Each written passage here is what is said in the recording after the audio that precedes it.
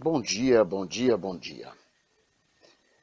Disse Josué: Ah, Senhor Deus, por que fizeste este povo passar o Jordão, para nos entregares nas mãos dos amorreus, para nos fazerem perecer? Tomara-nos contentáramos com ficarmos dalém do Jordão. Ah, Senhor, que direi? Pois Israel virou as costas diante dos seus inimigos. Ouvindo isto, os cananeus e todos os moradores da terra nos cercarão e desarraigarão o nosso nome da terra. E então, que farás ao teu grande nome? Então disse o Senhor a Josué: Levanta-te, por que estás prostrado assim sobre o rosto? Israel pecou e violaram a minha aliança, aquilo que eu lhes ordenara, pois tomaram das coisas condenadas e furtaram e dissimularam e até debaixo da sua bagagem o puseram. Pelo que os filhos de Israel não puderam resistir aos seus inimigos, viraram as costas diante deles, porquanto Israel se fizera condenado. Já não serei convosco, se não eliminardes do vosso meio a coisa roubada. Dispõe-te, santifica o povo e dize: Santificai-vos para amanhã, porque assim diz o Senhor Deus de Israel: há coisas condenadas no vosso meio, ó Israel. Aos vossos inimigos não podereis resistir enquanto não eliminardes do vosso meio as coisas condenadas. Pela manhã, pois, vos chegareis segundo as vossas tribos, e será que a tribo que o Senhor designar por sorte se chegará segundo as famílias, e a família que o Senhor designar se chegará por casas, e a casa que o Senhor designar se chegará homem por homem. Aquele que for achado com a coisa condenada será queimado, ele e tudo quanto tiver, porquanto violou a aliança do Senhor e fez loucura em Israel. Então Josué se levantou de madrugada e fez chegar a Israel segundo as suas tribos, e caiu a sorte sobre a tribo de Judá. Por fazendo chegar a tribo de Judá, caiu sobre a família dos Zeraitas, fazendo chegar a família dos Zeraitas, homem por homem, caiu sobre Zabdi, e fazendo chegar a sua casa, homem por homem, caiu sobre Acã, filho de Carmi, filho de Zabdi, filho de Zera, da tribo de Judá. Então disse Josué a Acã: Filho meu, dá glória ao Senhor, Deus de Israel, e a ele rende louvores e declara-me agora o que fizeste. Não me ocultes. Respondeu Acã a Josué e disse: Verdadeiramente pequei contra o Senhor, Deus de Israel, e fiz assim e assim. Quando vi entre os despojos uma boa capa babilônica e 200 siclos de prata e uma barra de ouro do peso de 50 siclos, cobicei-os e tomei-os, e eis que estão escondidos na terra, no meio da minha tenda, e a prata por baixo. Então Josué enviou mensageiros que foram correndo à tenda, e eis que tudo estava escondido nela, e a prata por baixo. Tomaram, pois, aquelas coisas do meio da tenda, e as trouxeram a Josué e a todos os filhos de Israel, e as colocaram perante o Senhor. Então Josué e todo Israel com ele tomaram Acã, filho de Zera, e a prata, e a capa, e a barra de ouro, e seus filhos, e suas filhas, e seus bois, e seus jumentos, e suas ovelhas, e sua tenda, e tudo quanto tinha, e levaram-nos ao vale de Acor. Disse Josué: Por que nos conturbaste? O Senhor hoje te conturbará. E todo o Israel o apedrejou, e depois de apedrejá-los, queimou-os. E levantaram sobre ele um montão de pedras que permanece até o dia de hoje. Assim o Senhor apagou o furor da sua ira, pelo que aquele lugar se chama o Vale de Acor até ao dia de hoje. Livro de Josué, capítulo 7, versículos 7 a 26. Uma grande palavra, uma palavra maravilhosa acerca do pecado de um dos membros da terra de Israel. E nós vemos aqui claramente como é que o Senhor procede, quando a sua aliança é quebrada, quando há a quebra da aliança. Nós sabemos muito bem que o que nós temos que fazer é cuidar com a aliança que temos para com o Senhor, porque o Senhor nos manda, Ele nos dá determinadas condições, Ele nos conduz para que não pequemos, para que fujamos do pecado, porque Ele diz que devemos fugir até mesmo da aparência do pecado.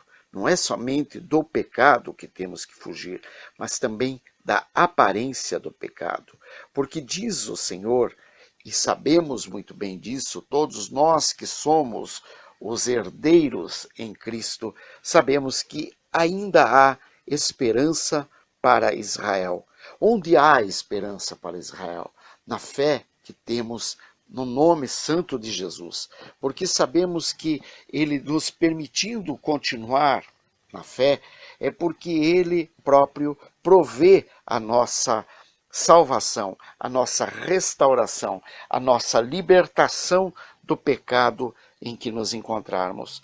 O pecado, ele tem que, sim, apenas fazer com que tenhamos cada vez mais a, a vergonha por ter pecado, que tenhamos cada vez mais aquela ojeriza ao ter pecado, ojeriza a sabermos-nos pecadores, a sabermos-nos que estamos no erro e, portanto, para que assim busquemos a libertação desse erro. Errar é uma coisa humana, faz parte do ser humano. Nós todos estamos sempre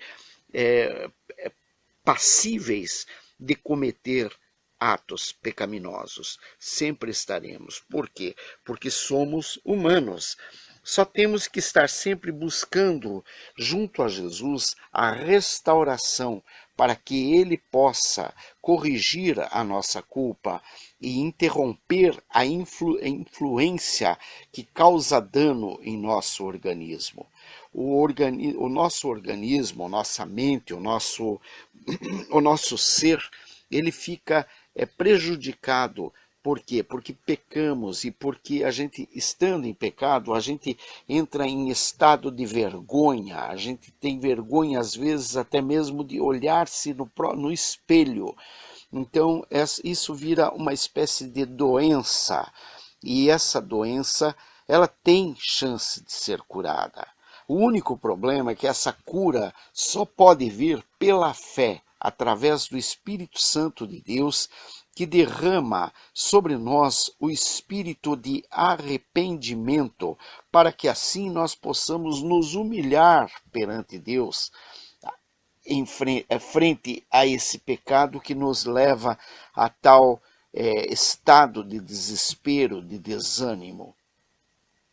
Nós temos que ter sempre a certeza, ainda há esperança em Israel, ainda há salvação em Israel.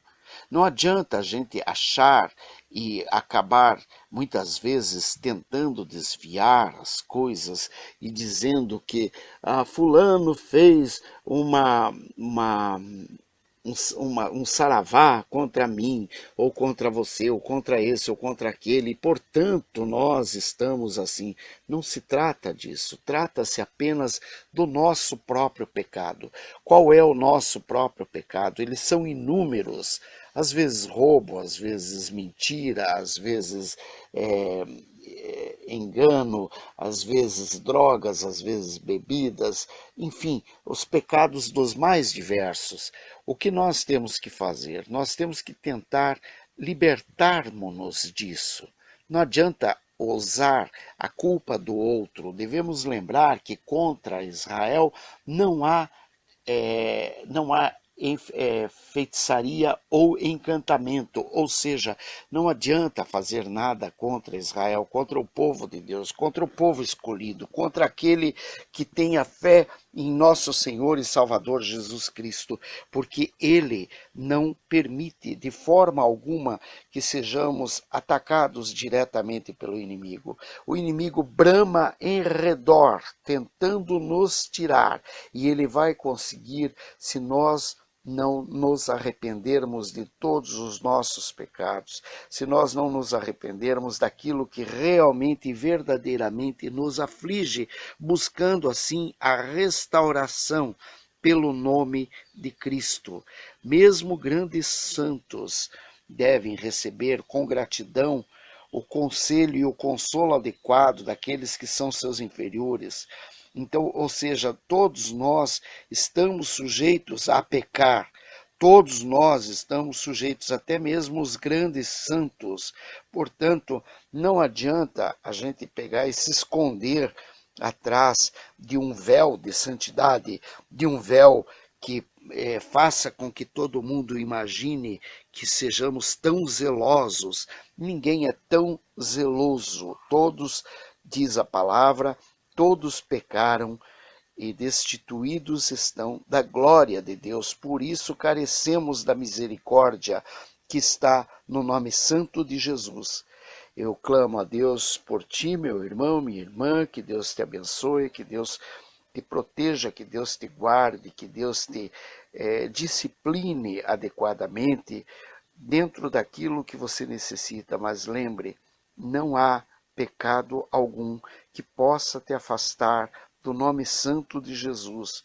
Ou seja, clame a Ele, ajoelhe-se a Ele, diga a Ele a tua dor e Ele provê a tua libertação. Ele te dá aquilo que você necessita. Em nome de Jesus, amém e amém. Bendito e louvado seja sempre o nome do Senhor. Que Deus te abençoe, proteja, guarde, liberte e restaure, hoje e sempre. Amém e amém.